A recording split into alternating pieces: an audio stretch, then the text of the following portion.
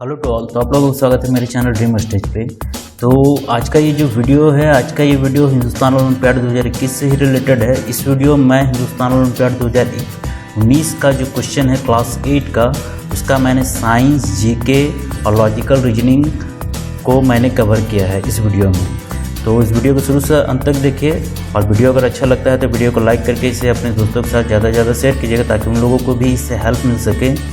और अगर अभी तक आप लोगों ने मेरे चैनल को सब्सक्राइब नहीं किया तो मेरे चैनल को सब्सक्राइब करके बेल आइकन को जरूर प्रेस कर ले, ताकि मैं जो भी इस तरह का वीडियो डालूँ उसका नोटिफिकेशन सबसे पहले आप लोगों को मिल जाए।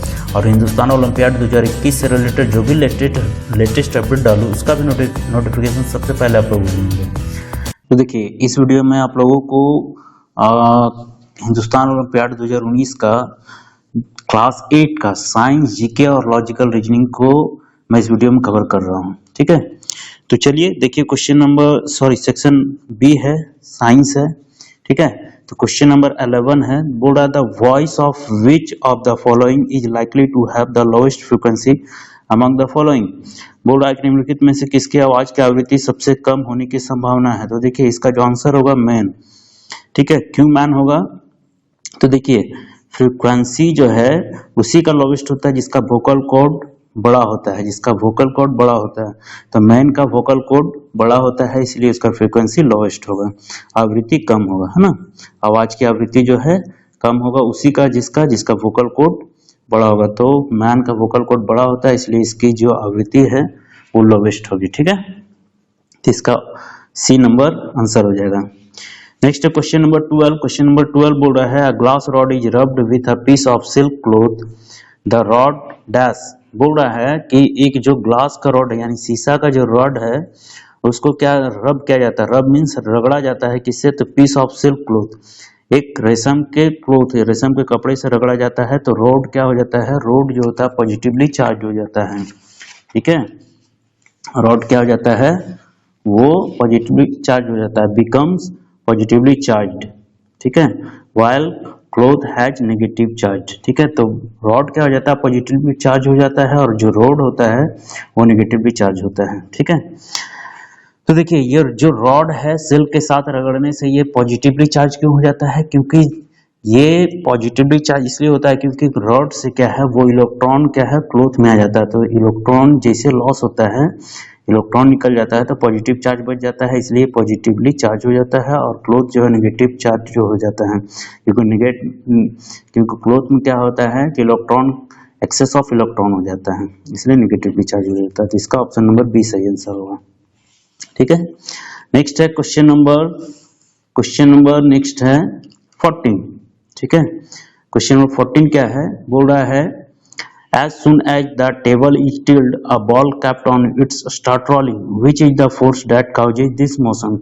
बोल रहा है कि देखिए, एक टेबल है, टेबल में बॉल रखा हुआ है। तो टेबल को जैसे टिल्ट किया जाता है, मतलब जैसे टेबल को झुकाया जाता है, तो बॉल जो है वो रोलिंग करना शुरू हो जाता है, मतलब लुढ़कना शुरू हो जाता है।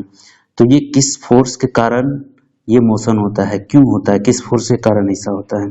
तो देखिए, ऐसा due to gravitational pull by the earth होता है, ड्यू टू ग्रेविटेशनल फोर्स होता है। देखिए, जैसे बॉल रखा हुआ टेबल को जैसे टिल्ड करते हैं, टेबल को जैसे झुकाते हैं, ठीक है, तो उसमें ग्रेविटेशनल फोर्स तो ऑलरेडी पहले से भी लग रहा था बॉल में, लेकिन जैसे टिल्ड करते हैं तो ग्रेविटेशनल फोर्स क्या है, उसको अपनी और खींचना शुरू कर देता है और उसको पुल कर देता है। तो जैसे पुल होता है वो स्टार्ट करना शुरू हो जाता है, रोलिंग स्टार्ट हो जाता है, मतलब लुढ़कना शुरू हो जाता है। तो ये ऑप्शन नंबर डी इसका सही होगा। ठीक है, अब नेक्स्ट क्वेश्चन क्या है? नेक्स्ट क्वेश्चन है क्वेश्चन नंबर 15। बोल रहा है, what happens in the test tube that causes the candle flame to extinguish. बोल रहा है कि टेस्ट ट्यूब में क्या होता है जो मोमबत्ती की लौ को बुझाने का कारण बनता है। जैसे ये टेस्ट ट्यूब है, इसमें केमिकल रिएक्शन हो रहा है, CaCO3 प्लस HCl। तो इस टेस्ट ट्यूब से ऐसा क्या निकलता है जो कि मोमबत्ती जल रहा है तो मोमबत्ती की लौ को बुझाने का कारण बन जाता है। तो देखिए, जब भी आग बुझता है किसी गैस से तो वो है CO2 गैस से आग बुझता है। किस गैस से? CO2 यानी कार्बन डाइऑक्साइड से गैस बुझता है।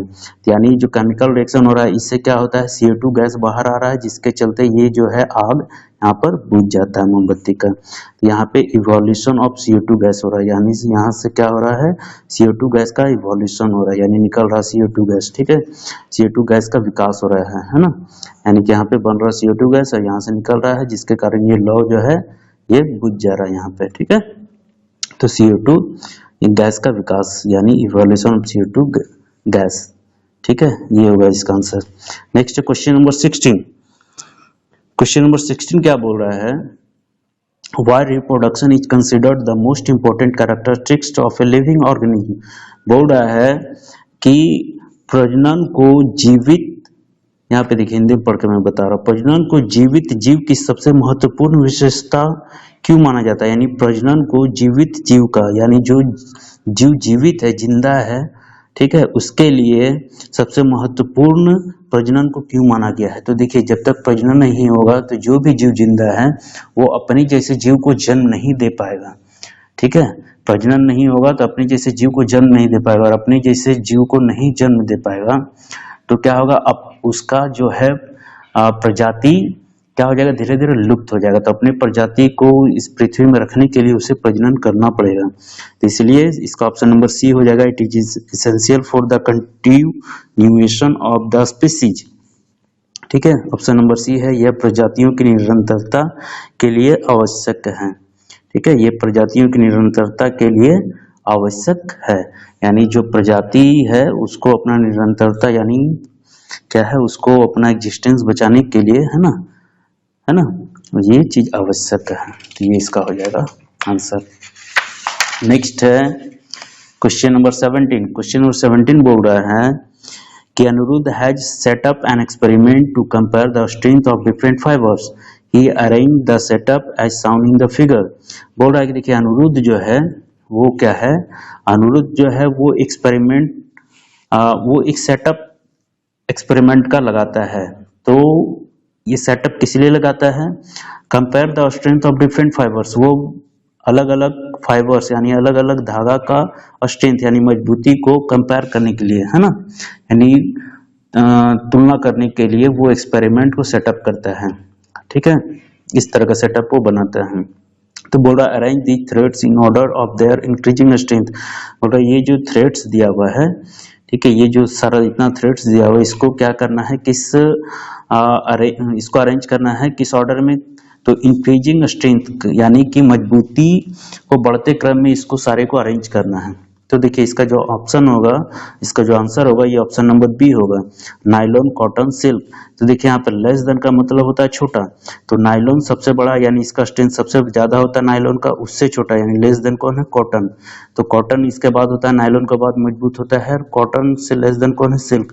तो कॉटन से कम मजबूत कौन होता है, सिल्क। तो ये इसका सही आंसर होगा, ये एक्सपेरिमेंट के अकॉर्डिंग ये इसका सही आंसर होता है। जब आप एक्सपेरिमेंट कीजिएगा इसको तो यही आपका आएगा। अगर आप नायलॉन, कॉटन और सिल्क को लेते हैं तो सबसे मजबूत नायलॉन मिलेगा आपको, कॉटन मिलेगा, उसके बाद सिल्क मिलेगा। ठीक है, चलिए नेक्स्ट क्वेश्चन नंबर, ये तो हो गया 17। Next question number 18। Question number 18 क्या बोल रहा है, यहाँ पे देखिए क्वेश्चन नंबर 18 बोल रहा है when a body is immersed in a fluid.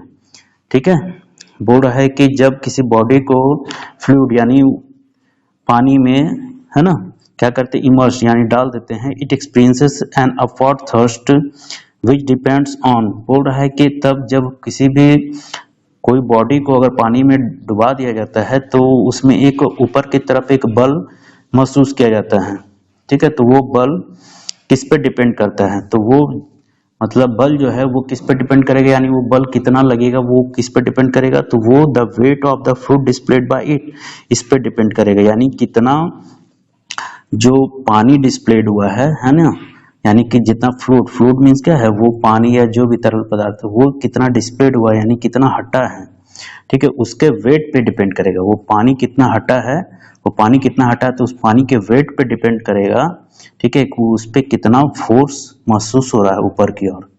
ठीक है, जब किसी भी बॉडी को पानी में डुबाया जाता है तो उस बॉडी में ऊपर की तरफ एक बल लगता है, तो वो बल कितना लगेगा ये किस पे डिपेंड करेगा, तो the weight of the fruit displayed bye it, तो जो फ्रूट का जो डिस्प्लेड फ्रूट है यानी कि जो तरल पदार्थ है यानी जो पानी है वो कितना डिस्प्लेड हुआ उसके वेट पे डिपेंड करेगा कितना बल्ब लग रहा है। तो इसका ऑप्शन नंबर ए इसका सही आंसर हो जाएगा। ठीक है, इसको हिंदी में दिया हुआ इसके द्वारा विस्थापित द्रव का भार, इसके द्वारा विस्थापित द्रव का भार, ये आंसर हो जाएगा।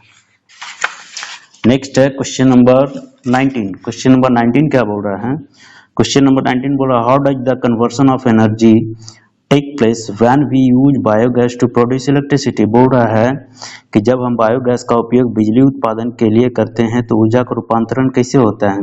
देखिए बायोगैस का जब उपयोग बिजली उत्पादन के लिए किया जाता है तो उसमें ऊर्जा का रूपांतरण जो होता है वो रासायनिक ऊर्जा से विद्युत ऊर्जा में होता है। तो इसका ऑप्शन नंबर ए सही हो जाएगा। ठीक है, क्योंकि बायोगैस क्या है, एक रसायन है।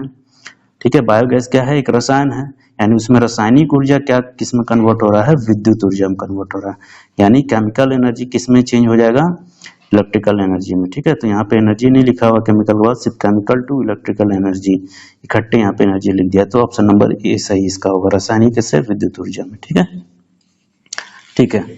अब देखिए क्वेश्चन नंबर 20 है। क्वेश्चन नंबर 20 क्या बोल रहा है कि in the bell jar experiment. ठीक है, ये बेल जार एक्सपेरिमेंट, इसको बेल जार एक्सपेरिमेंट कहते हैं। ये बेल है, ये जार है। ठीक है, तो ये एक्सपेरिमेंट इसलिए किया जाता है क्योंकि ये इस एक्सपेरिमेंट से पता चलता है, ये प्रूफ करने के लिए कि साउंड को ट्रैवल करने के लिए एक मीडियम का जरूरत होता है। ठीक है, तो बोल रहा है in the bell jar experiment the loudness of the sound of the bell gradually increases with. बोल रहा है कि इस बेल जार एक्सपेरिमेंट में जो साउंड का यानी बेल का जो साउंड है वो ग्रेजुअली इंक्रीज करता है इसके साथ, मतलब धीरे धीरे बढ़ता है किसके साथ। ठीक है, तो किसके साथ बढ़ता है, ये धीरे धीरे बढ़ता है increase in quantity of air, यानी एयर का क्वांटिटी यानी एयर की मात्रा जैसे जैसे बढ़ेगा वैसे वैसे इसका साउंड जो है वो क्या होगा, इंक्रीज करेगा, बढ़ेगा। जैसे हिंदी में इसको दिया हुआ है बेल जार प्रयोग में घंटी की आवाज धीरे धीरे डैश के साथ बढ़ती है, तो घंटी की आवाज धीरे धीरे हवा की मात्रा में वृद्धि के साथ बढ़ती है, यानी हवा की मात्रा जैसे जैसे बढ़ेगा वैसे वैसे ये क्या होगा, इसका जो आवाज है बेल का आवाज वो धीरे धीरे बढ़ता जाएगा, और जैसे जैसे हवा की मात्रा घटेगा वैसे वैसे क्या है, आवाज का जो मात्रा है वो भी घटता जाएगा, है ना। तो इससे ये पता चलता है अगर पूरा हवा अगर खत्म हो गया, ठीक है, पूरा हवा अगर हवा का मात्रा पूरा एकदम खत्म हो जाता है तो क्या होगा, घंटे की जो आवाज है बिल्कुल आना बंद हो जाएगा। ठीक है, तो इससे ये पता चलता है कि साउंड को ट्रैवल करने के लिए मीडियम का जरूरत होता है, वैक्यूम में साउंड ट्रैवल नहीं कर सकता है। ठीक है, तो ये इसका आंसर हो जाएगा कि हाँ, हवा की मात्रा में जैसे जैसे वृद्धि होगा वैसे हवा की मात्रा में वृद्धि के साथ साथ घंटे की आवाज धीरे धीरे क्या होगा, बढ़ता चला जाएगा, बढ़ती जाती है ना, हवा की मात्रा में वृद्धि के साथ बढ़ती जाती है। तो ये इसका सही आंसर हो जाएगा ऑप्शन नंबर सी। नेक्स्ट है, ये तो साइंस हो गया। साइंस के बाद आते हैं हम लोग जीके में। ठीक है, देखिए जीके में general knowledge section number D, question number 31 क्या है, क्वेश्चन नंबर 31 बोल रहा है एनडीए ने 354 सीटों के साथ भारत में आम चुनाव 2019 जीता। एनडीए का पूर्ण रूप क्या है, तो इसमें देखिए एनडीए ने 354 सीटों के साथ भारत का आम चुनाव जो 2019 है वो जीता था। इसमें एनडीए का फुल फॉर्म, एनडीए का जो फुल फॉर्म होता है वो होता है, ठीक है, नेशनल डेमोक्रेटिक अलायंस एनडीए का फुल फॉर्म होता है, जिसको हिंदी में कहते हैं राष्ट्रीय जनतांत्रिक गठबंधन। ये इसका सही आंसर हो जाएगा। ठीक है, next question number 32। Question number 32 बोल रहा है how many fundamental duties are there in the Indian constitution. बोल रहा है भारतीय संविधान में कितने मौलिक कर्तव्य हैं, तो 11 मौलिक कर्तव्य भारतीय संविधान में। ठीक है, नेक्स्ट है क्वेश्चन नंबर 33। ठीक है, क्वेश्चन नंबर 33 बोल रहा है सारे जहां से अच्छा गीत किसने लिखा है, सारे जहां से अच्छा गीत मोहम्मद इकबाल ने लिखा है। ठीक है, next question number 34। Question number 34 क्या बोल रहा है विश्व का सबसे लोकप्रिय खोज इंजन कौन सा है, यानी which is the most popular search engine of the world, है ना। तो ये इंटरनेट की दुनिया का बात किया जा रहा है, तो विश्व का सबसे लोकप्रिय यानी मोस्ट पॉपुलर सर्च इंजन है गूगल। गूगल में सबसे ज्यादा सर्च करने के लिए इंटरनेट पे गूगल का सबसे ज्यादा यूज किया जाता है, तो गूगल हो जाएगा इसका। ठीक है, नेक्स्ट है क्वेश्चन नंबर 35। क्वेश्चन नंबर 35 बोल रहा था 2019 में एक सर्वेक्षण के अनुसार दुनिया का सबसे खुशहाल देश कौन सा है। तो 2019 में एक सर्वेक्षण हुआ था, सर्वे हुआ था, उसके अनुसार दुनिया का सबसे खुशहाल जो देश है वो फिनलैंड है। ठीक है, ये याद रख लें आप लोग। नेक्स्ट है क्वेश्चन नंबर 36। क्वेश्चन नंबर 36 क्या बोल रहा है कि भारत में राज्यपाल को हटाने का अधिकार किसके पास है। भारत में राज्यपाल को हटाने का अधिकार सिर्फ और सिर्फ राष्ट्रपति के पास है। इसका आंसर हो जाएगा ऑप्शन नंबर सी, राष्ट्रपति। नेक्स्ट क्वेश्चन नंबर 37 बोल रहा है नोबेल पुरस्कार कितने क्षेत्रों में प्रदान किया जाता है। तो नोबेल पुरस्कार 5 क्षेत्रों में दिया जाता है। कितने क्षेत्रों में दिया जाता है, 5 क्षेत्रों में। नेक्स्ट है क्वेश्चन नंबर 38 बोल रहा है what is the unit of pressure. Pressure का यूनिट क्या है ना, दबाव। प्रेशर को हिंदी में बोलते हैं दबाव। तो दबाव की इकाई क्या है, यूनिट को इकाई बोलते हैं। तो दबाव की इकाई क्या है, पास्कल, है ना, यानी pressure of unit is pascal. ठीक है। Next question number 39। Question number 39 बोल रहा है विप्रो लिमिटेड के संस्थापक कौन है। तो विप्रो को का स्थापना करने वाले हैं एम.एच. हसन प्रेम जी। एम.एच. हसन प्रेम जी ने विप्रो की स्थापना की थी। तो ये हो जाएगा। ठीक है। Next question number 40। Question number 40 बोल रहा है जवाहरलाल नेहरू की आत्मकथा का नाम क्या है। जवाहरलाल नेहरू की आत्मकथा का नाम है भारत की खोज। ठीक है। नेक्स्ट है लॉजिकल रीजनिंग। ये हो गया आपका जीके कंप्लीट हो गया। नेक्स्ट है लॉजिकल रीजनिंग। लॉजिकल रीजनिंग क्या है, देखिए क्वेश्चन नंबर 41 बोल रहा है अनुक्रम में लापता संख्या ज्ञात करें। यहाँ पे एक संख्या होना चाहिए जो कि लापता यानी गायब है। तो यहाँ पे क्या होगा, तो देखिए यहाँ पे एक पैटर्न फॉलो होता है। ठीक है, लॉजिकल रीजनिंग में। तो ये क्या हो गया, 4 दूना 8 है, 8 दूना 32 है, और सॉरी 8 दूना 32 है, 8 चौक 32 है। तो यहाँ पे देखिए 4 दूना 8 है, यानी 4 को 2 से मल्टीप्लाई किया, कितना से, 2 से। तो 4 दूना 8 हो गया। अब 8 चौक 32 यानी 2 में फिर 2 ऐड किया है तो 4 से इसको मल्टीप्लाई किया तो 8 चौक 32 हो गया। अब 32 को 6 से मल्टीप्लाई किया यानी 4 में फिर 2 जोड़ा है, यहाँ 6, 32 को 6 से मल्टीप्लाई किया है तो 192 हो गया। ठीक है। तो देखिए यहाँ 2 बढ़ रहा है, 2 था, फिर 4 था, फिर 6 था, यहाँ फिर 8 हो गया। तो 8 को 192 से मल्टीप्लाई करने पे 1536 आता है। देखिए 192 को अगर 8 से मल्टीप्लाई कीजिएगा तो 8 दूनी 16, 6 हाथ में 1 आया। ठीक है, 8 दूनी 16, 6 हाथ में 1, और 8 9 72 और 1 73 का 3 हाथ में 7। ठीक है, 8 1 8, 8 7 15, तो 1536 इसका आंसर हो जाएगा। ठीक है। नेक्स्ट है क्वेश्चन नंबर 41 तो हो गया। नेक्स्ट है क्वेश्चन नंबर 42। क्वेश्चन नंबर 42 बोल रहा है पैटर्न को पूरा करने के लिए लापता संख्या का पता लगाएं। देखिए एक पैटर्न दिया हुआ है, इसमें यहाँ पे क्वेश्चन मार्क में क्या इसका आंसर होगा। तो देखिए यहाँ पे लॉजिकल रीजनिंग में एक पैटर्न ही देता है, उस पैटर्न को फॉलो करना है। इस तरह का संख्या वाला में पैटर्न देता है, तो लॉजिकल रीजनिंग में संख्या वाला में पैटर्न दिया जाता है, तो उस पैटर्न को आपको पहचानना है और उसी पैटर्न को फॉलो करके उसका आंसर मिलेगा। यहाँ पे देखिए, यहाँ पे एक पैटर्न दिया हुआ है, देखिए इसको मल्टीप्लाई करेंगे तो ये आ जाएगा। तो 20 को 2 से मल्टीप्लाई करेंगे 40 हो जाएगा। इसको मल्टीप्लाई करेंगे 6 को 3 से मल्टीप्लाई करेंगे 18 आ जाएगा। तो यहाँ पे देखिए 4 दिया हुआ, यहाँ कुछ नहीं दिया हुआ, यहाँ 72 है। तो इसको मल्टीप्लाई करेंगे तो 72, तो 4 को कितना बार मल्टीप्लाई करेंगे ये 72 हो जाएगा। तो यहाँ पे देखिए 18 को 4 से मल्टीप्लाई करेंगे तो 72 होगा, इसलिए 18 इसका आंसर हो जाएगा। नेक्स्ट है क्वेश्चन नंबर 43। क्वेश्चन नंबर 43 बोल रहा है choose the odd one out. विषम को चुने, इसमें से कोई एक विषम है उसको चुनना है। जो विषम का मतलब है इसमें से वो नहीं है, मतलब उसके इसमें तीनों के जैसा वो नहीं है। तो देखिए ये ए नंबर होगा। क्यों ए नंबर होगा, क्योंकि ये तीनों जो है ये 2 से पूरा पूरी कट जाता है। ठीक है, लेकिन ये 2 से पूरा पूरी नहीं कटता है, इसीलिए ये हो जाएगा। अब देखिए 2 से पूरा पूरी कौन कौन कटता है, इसको पहचानने का तरीका जो शॉर्टकट है, ये लास्ट वाला डिजिट है ना, लास्ट वाला जो डिजिट है वो या तो 2 रहे, या तो 4 रहे, या तो 6 रहे, या तो 8 रहे, या तो 0 रहे। अगर लास्ट में ये लास्ट वाला डिजिट अगर 2 4 6 8 और 0 रहेगा तो ये पूरा पूरी 2 से कट जाएगा। तो देखिए यहाँ 2 है और 0 0, तो ये पूरा पूरी 2 से कट जा रहा है। लेकिन यहाँ पे ये जो डिजिट है इतना में से कोई नहीं, इसलिए 2 से पूरा पूरी नहीं कटेगा, इसलिए ये अलग हो गया। ठीक है। Next question number 44। Question number 44 बोल रहा है कि यदि कल से पहले, है ना, कल से पहले का दिन गुरुवार था, यानी कल से पहले का दिन गुरुवार था, तो कल क्या था, शुक्रवार। कल से पहले का दिन बोल रहा है गुरुवार था, तो कल क्या था, शुक्रवार। ठीक है, तो शुक्रवार था, तो आज क्या हो गया, शनिवार। तो बोल रहा है तो रविवार कब होगा, तो जब आज शनिवार है तो कल रविवार होगा, यानी आने वाला कल रविवार होगा। तो ये हो जाएगा आने वाला कल। ठीक है।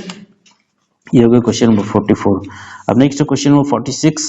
क्वेश्चन नंबर 46 बोल रहा है कि फाइंड द मिसिंग टर्म, लापता संख्या का पता लगाएं। तो हम पहले बताया था आप लोगों को लॉजिकल रीजनिंग में जो नंबर वाला क्वेश्चन जब भी रहेगा तो उसमें एक पैटर्न रहता है, उस पैटर्न को फॉलो करके हम लोग नेक्स्ट आंसर को फाइंड आउट करते हैं। तो देखिए यहाँ पे 1 4 9 16 36 है। तो इसमें क्या पैटर्न है, ये 1 का स्क्वायर किया है तो 1 का स्क्वायर कितना होता है 1 होता है, 2 का स्क्वायर कितना होता है 4 होता है तो 4 है, 3 का स्क्वायर कितना होता है 9 होता है, 4 का स्क्वायर कितना होता है 16 होता है, तो 5 का स्क्वायर कितना होता है 25 होता है, तो यहाँ पे 25 होगा। 6 का स्क्वायर कितना होता है 36 होता है, तो ये 25, तो 25 आंसर हो जाएगा इसका। ठीक है, next question number 47। Question number 47 बोल रहा है which point is south west of P, बोल रहा है पी के दक्षिण पश्चिम में कौन सा बिंदु है। तो देखिए इस तरह का क्वेश्चन जब भी आता है तो आपको एक पैटर्न फॉलो करना है। देखिए यहाँ पे क्या होता है, मैं आप लोगों को समझा दूं बहुत अच्छे से। इधर जो होता है ईस्ट होता है, ईस्ट का मतलब आप लोग समझ रहे हैं पूर्व कहते हैं, और इधर जो होता है वो वेस्ट होता है, वेस्ट का मतलब होता है पश्चिम। ठीक है, और इधर जो होता है साउथ होता है यानी दक्षिण। ठीक है, और इधर जो होता है वो क्या होता है नॉर्थ होता है यानी उत्तर। ठीक है, ये दिशा आप लोग याद रखना है आप लोगों को, इस तरह से लिखा जाता है। ये हो गया पूर्व, ये हो गया पश्चिम, ये हो गया उत्तर, ये हो गया दक्षिण। अब यहाँ भी एक चीज याद रखना है, ये जो कोना कोनी, ठीक है, ये जो हो गया आपका क्या हो गया, ये हो जाता है, ये होता है उत्तर दक्षिण, इसको कहते हैं उत्तर दक्षिण, इसको कहते हैं दक्षिण पश्चिम। ठीक है, इसको कहते हैं दक्षिण पश्चिम, और इसको कहते हैं दक्षिण पूर्व, और इसको कहते हैं उत्तर पूर्व। ठीक है, ये याद रखना है। ठीक है, इधर कहते हैं उत्तर पश्चिम, इसको कहते हैं दक्षिण पश्चिम, इसको कहते हैं दक्षिण पूर्व, इसको कहते हैं उत्तर पूर्व। ठीक है, तो बोल रहा है P के दक्षिण पश्चिम में कौन सा बिंदु, यानी P एक पॉइंट है यहाँ पे, है ना, तो बोल रहा है P के दक्षिण पश्चिम में, दक्षिण पश्चिम है। तो देखिए P ये है, P का दक्षिण ये है और पश्चिम ये है। ठीक है, यानी दक्षिण पश्चिम इसका इधर हुआ, तो दक्षिण पश्चिम में कौन हो गया P के दक्षिण पश्चिम में। ठीक है, P के दक्षिण पश्चिम में कौन सा है R है, तो ये हो जाएगा इसका आंसर R। देखिए यहाँ पे R दिया हुआ ऑप्शन में, देखिए R दिया हुआ, तो ये इसका आंसर हो जाएगा R, ऑप्शन नंबर सी। ठीक है, नंबर 49 बोल रहा है man is facing north west. ठीक है, बोल रहा है कि एक जो मैन है, ठीक ना, वो मैन मान लीजिए यहाँ पे है, वो फेस उसका जो है वो नॉर्थ वेस्ट में। तो चलिए पहले आप लोगों को बता दिए दिशा वाला, तो दिशा किस तरह निकालना है आप लोगों को तो पहले बता चुके हैं, फिर से एक बार हम बता रहे। ठीक है, ये हो गया ईस्ट यानी पूर्व हो गया, ये वेस्ट हो गया यानी पश्चिम हो गया। ठीक है, ये नॉर्थ यानी उत्तर हो गया, ये साउथ यानी दक्षिण हो गया। बोला एक man is facing north west, यानी एक मैन जो है, एक आदमी जो है वो फेस करके खड़ा है किधर, नॉर्थ वेस्ट, है ना, नॉर्थ वेस्ट यानी उत्तर पश्चिम की तरफ, यानी इधर करके फेस खड़ा है वो, इधर करके फेस वो खड़ा है ना, नॉर्थ वेस्ट यानी नॉर्थ और वेस्ट यानी ये, है ना, उत्तर पश्चिम की तरफ। ही turns 90 in the clockwise direction, है ना, 90 डिग्री वो क्लॉकवाइज डायरेक्शन में क्या करता है, घूमता है। तो क्लॉकवाइज इस तरह से होता है, इस तरह से घड़ी चलता है ना, ये क्लॉकवाइज होता है इधर। ठीक है, तो क्लॉकवाइज डायरेक्शन में वो 90 डिग्री मुड़ता है। ठीक है, तो देखिए ये 45 डिग्री हो गया, ये 45 90 हो जाता है ना, तो यहाँ से यहाँ आता है 45, और यहाँ से जब इस तरह हो जाएगा तो ये 90 डिग्री हो गया, तो ये 45 प्लस 45 90 डिग्री हो गया, तो 90 डिग्री ये मुड़ता है क्लॉकवाइज में, तो ये यहाँ पे आ गया। ठीक है, इस तरह मुड़ के आ गया। अब बोल रहा then 180 degree in the anti clockwise, अब बोल रहा है कि 180 डिग्री जो है एंटी क्लॉकवाइज डायरेक्शन में वो क्या होता है, मुड़ता है। तो एंटी क्लॉकवाइज इधर होता है, इधर इस तरह से होता है एंटी क्लॉकवाइज, इधर होता है एंटी क्लॉकवाइज, है ना, इस तरह से एंटी क्लॉकवाइज होता है। तो इधर कितना बोल रहा है 180 डिग्री अब मुड़ जाता है, तो देखिए 90 डिग्री यहाँ आएगा एंटी क्लॉकवाइज से, ये 90 हो गया, तो वापस पुराने जगह पे हो गया, फिर 90 इधर आएगा, तो ये 45 और 45 इधर, यानी कि 180 डिग्री जैसे समझिए। तो ये अगर यहाँ पे है तो इसका जस्ट अपोजिट हो जाएगा ये 180 डिग्री सीधा सीधी। ठीक है, ये सीधा सीधी 180 डिग्री इधर आ जाता है, तो 180 डिग्री इधर आ गया। ठीक है ना, एंड ये एंटी क्लॉकवाइज था, तो एंटी क्लॉकवाइज इधर से आकर के ये 180 डिग्री बिल्कुल इसका अपोजिट हो जाता है। ठीक है, तो ये आ गया। अब बोल रहा है and then 90 degree in the same direction. अब बोल रहा है इसी डायरेक्शन फिर 90 डिग्री मुड़ता है, तो ये 45 डिग्री हो गया और ये 45 डिग्री, ये पूरा पूरी 90 डिग्री इधर आ गया, ठीक है, डायरेक्शन, ठीक है। तो बोल रहा है which direction is the facing now. अब बोल रहा है कि वो जो आदमी का जो डायरेक्शन है वो किधर है, तो देखिए इसका फेस का जो डायरेक्शन है अब है वो क्या है, दक्षिण पूर्व की तरफ है, साउथ ईस्ट है ना, साउथ ईस्ट इसको बोल रहे थे, इससे पहले वाला हम बताए थे, इसको साउथ ईस्ट बोलते हैं हम लोग, साउथ ईस्ट बोलते हैं, ठीक है, यानी दक्षिण, दक्षिण पूर्व बोलते हैं इसको, साउथ ईस्ट। तो ऑप्शन में देखिए साउथ ईस्ट दिया हुआ है, तो ये इसका सही आंसर हो जाएगा, ठीक है। तो ये था क्लास 8 का हिंदुस्तान ओलंपियाड 2019 का साइंस, जीके और लॉजिकल रीजनिंग का क्वेश्चन। तो उम्मीद है ये वीडियो आप लोगों को अच्छा लगा, वीडियो अच्छा लगा हो तो इसे लाइक करके ज़्यादा से ज़्यादा शेयर कीजिएगा ताकि और लोगों को इससे बेनिफिट मिले। और अगर अभी तक आप लोगों ने मेरे चैनल को सब्सक्राइब नहीं किया तो चैनल को सब्सक्राइब करके बेल आइकन को जरूर प्रेस कर लें ताकि मैं जो भी इस तरह का वीडियो डालूं हर क्लास के लिए उसका नोटिफिकेशन सबसे पहले आप लोगों को मिल जाए। और जो भी हिंदुस्तान ओलंपियाड 2021 से रिलेटेड जो भी लेटेस्ट अपडेट डालूं उसका भी वीडियो आप लोगों को मिल जाए। तो thank you for watching my video, thank you.